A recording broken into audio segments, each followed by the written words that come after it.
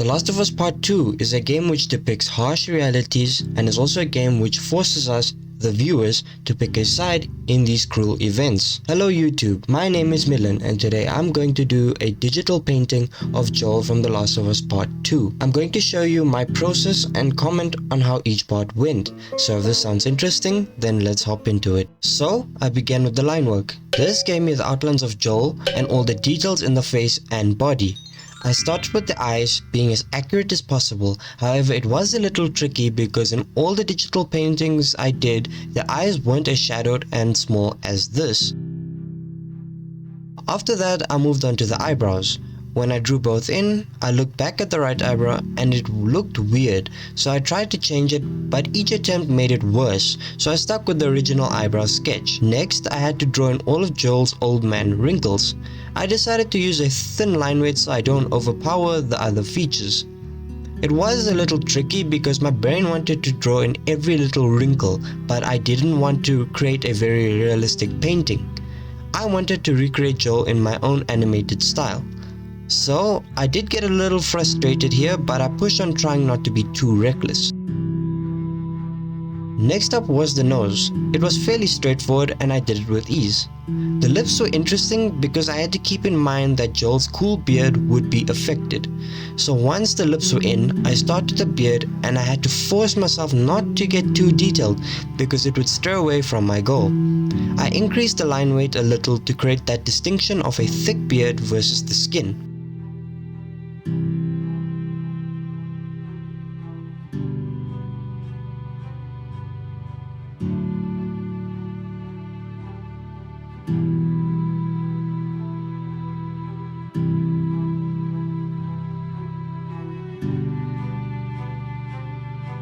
Next, I began with the hair and honestly it was easy to do the line work for the outline, but when I got to the strands of hair that had the highlights of the sun reflecting off of it, I had to wonder how I was going to color this in the later stages of the design process, but I decided not to dwell on it and keep moving. I reduced the smoothness of my brush tool to give me more control of the curves I created, and drawing out this step of the hair took a long time, but I enjoyed it.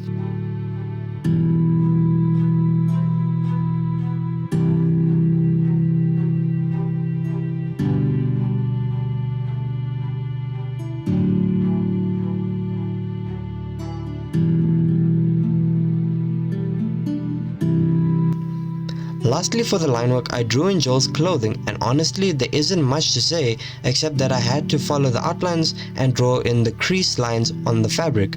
I'll let the drawing do the rest of the talking for this step.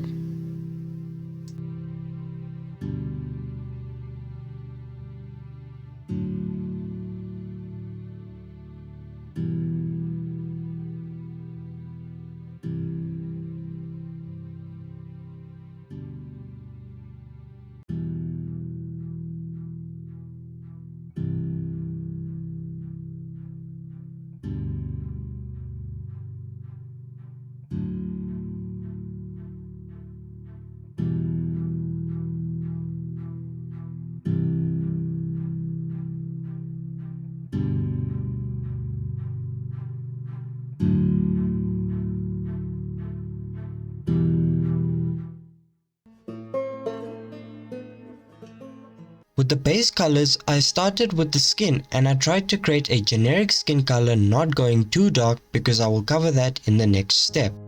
I had to be accurate with the neck because I couldn't allow the skin color to seep into the clothing lines because then it would be a mess. Therefore, this step took a bit of time to get right.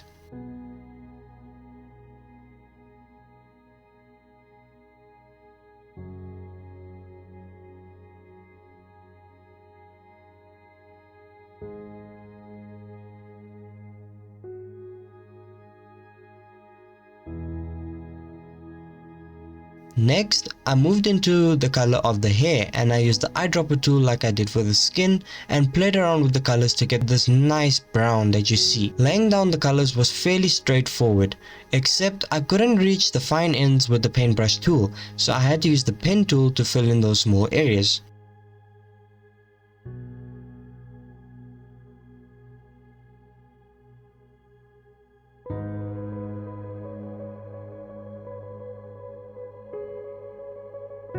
Next, I use the same color to fill in the eyebrows, being as accurate as possible.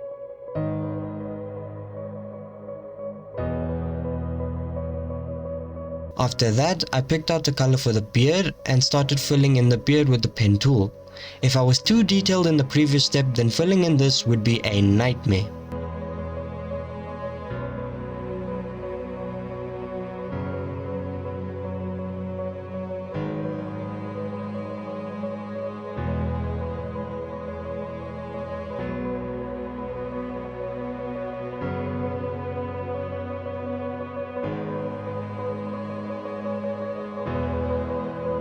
Finally, I moved on to fill in the clothes. I tried to find a realistic beige color to fill in the shirt. I didn't want to use a color that was not very common because it would look weird. I did the exact same for the rest of the clothing.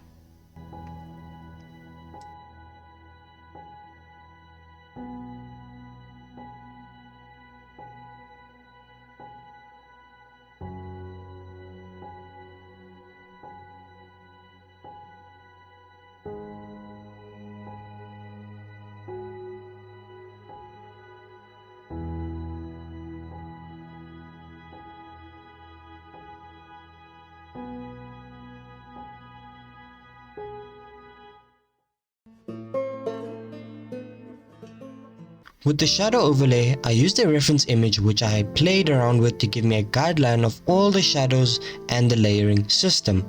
I started with the wrinkles on Joel's forehead. I followed my sketch lines and filled in a dark shadow around them. This makes the painting better because depth perception is established. I moved on to do the same thing by the eyebrows and by the eyes.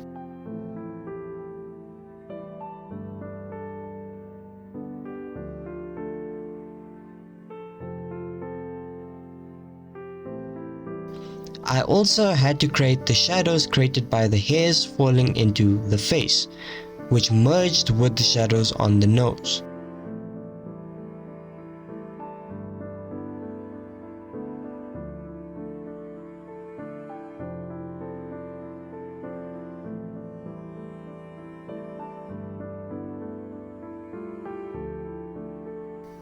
Next, I filled in the lips with a nice natural color, and I then began to lay the shadows on the neck. I think you get an understanding of what I'm doing here, so I'll stop talking and let you enjoy the rest of my art process.